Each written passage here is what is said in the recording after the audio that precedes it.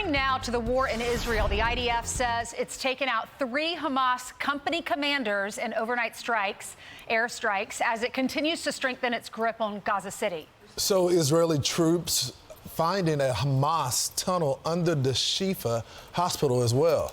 Well, that changes everything. That's what IDF has said for a while. Trey Yingst is live on the ground in southern Israel. And Trey, you know, a picture says 1,000 words, and the image of that military tunnel under the hospital says it all. Yeah, hey guys, good morning. I do want to start with some good news for once amid this horrific story about al-Shifa Hospital. Over the weekend, we learned that 31 premature babies were evacuated from the facility to a hospital in southern Gaza. Well, today, those babies, some of them crossed into Egypt, where they will receive more medical care. This was done in coordination with the United Nations and the Palestinian Red Crescent, and is just one piece of good news. As we continue to follow the developments on the ground, Israeli forces pushing deeper into Gaza City this weekend. And yesterday, they did release some new information about Shifa Hospital and Hamas activities there. We now know at least 2 foreign hostages were taken to the hospital on the morning of October 7th, according to CCTV video released by the IDF. Those men, Thai and Nepalese workers that were flanked by Hamas gunmen. We are not showing the video out of respect for the families, but the revelation raising new questions about what international organizations knew about the operations within the hospital. Also overnight, the Israeli military, along with the Shin Bet security agency, released new video of the tunnel system they say is beneath the facility. The initial tunnel shaft, estimated to be around 30 feet deep, with a staircase, and it connects to a 160-foot tunnel that ends with a blast door. Now, the Israelis do expect to find more as they keep digging in this area.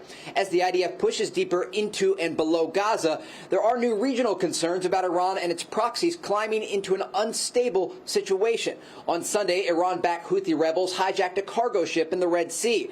The British-owned ship, called the Galaxy Leader, had no Israeli citizens on board when it was traveling from Turkey to India, and it was intercepted. A lot of developments over the weekend, and we do know the northern front remains active between Israel and Hezbollah. Over the weekend, dozens of rockets fired into northern Israel, and we understand alarms sounding once again this morning. Guys, back to you. You know, Trey, quick question. I was flipping the channels on the other networks, and we're talking about the Shifa Hospital, and after the report, the reporter said there's still no evidence that there's terrorist activity happening in the Shifa Hospital. So as someone that's been on the ground, has looked at the evidence, are you seeing evidence of terrorist activity inside of the Shifa Hospital?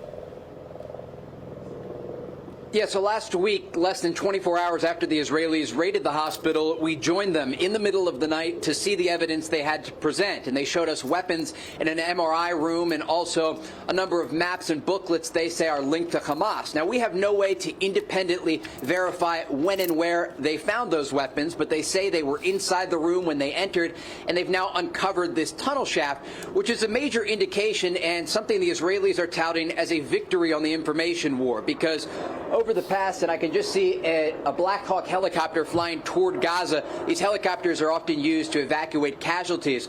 But in terms of this hospital, the tunnel system is something the Israelis have said for weeks existed underneath the hospital, and they are touting this as an information victory, supporting the claims that they put forward that Hamas was using the hospital not just as an area to treat Palestinian patients, but also as an area to launch military activities from. Right. Picture says 1,000 words. All right, Trey, thank you very much.